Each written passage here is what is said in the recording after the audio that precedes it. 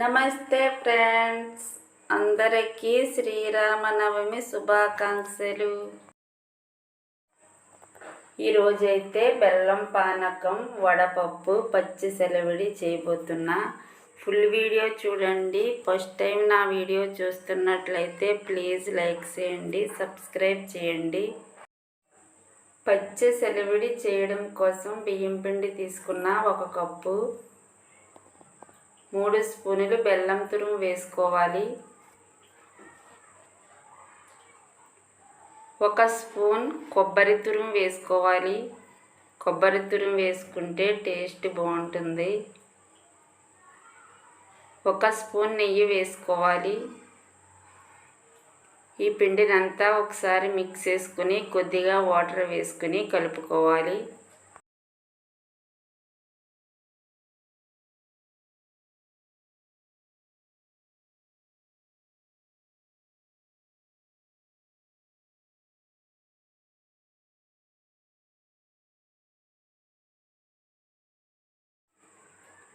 పచ్చి సెలవిడి అయితే రెడీ అయిపోయింది. ఇది ఒక బౌల్లోకి వేసేసుకుని మిగతా రెసిపీస్ కూడా చేస్తా.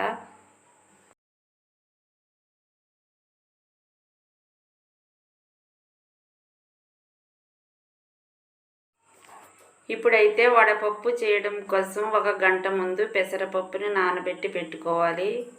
ఇలా నానిన పెసరపప్పు 2-3 సార్లు కడిగి పెట్టుకుని ఇలా ఒక కప్పులో వేసుకోవాలి, వాటర్ అంతా తీసేసి.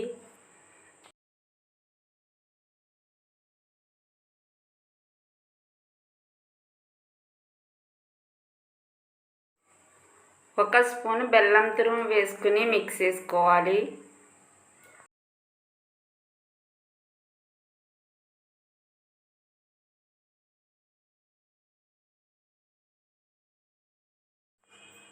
వడపప్పు అయితే రెడీ అయిపోయింది. ఇప్పుడు బెల్లం పానకం చేస్తున్నా.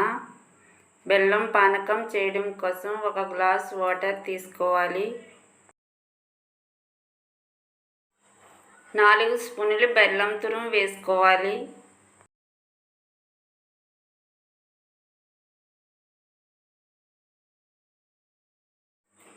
ఒక స్పూన్ మిరియాల పొడి, కొద్దిగా ఇలాచీ పొడి వేసుకోవాలి.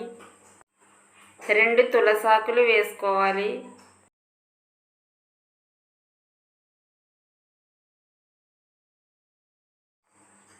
ఈ బెల్లం కరిగే వరకు ఇదంతా మంచిగా మిక్స్ చేసుకోవాలి.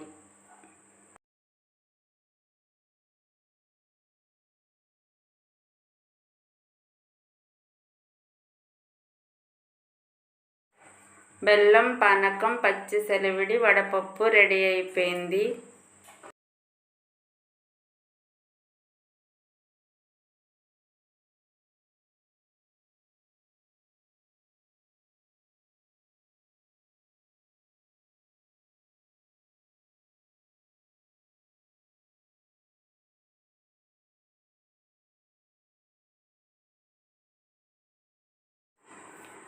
ఓకే అండి, బెల్లం పానకం, వడపప్పు, పచ్చి సెలవిడి అయితే రెడీ అయిపోయింది. దేవుడి దగ్గర పెట్టేసి దండం పెట్టేసుకుంటాం.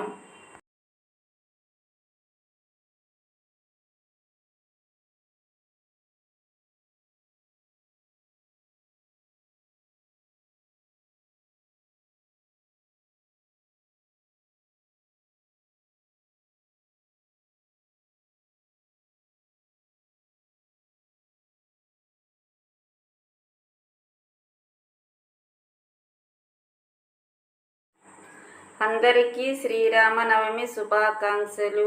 మా వీడియో మీకు నచ్చినట్లయితే లైక్ చేయండి, షేర్ చేయండి, సబ్స్క్రైబ్ చేయండి.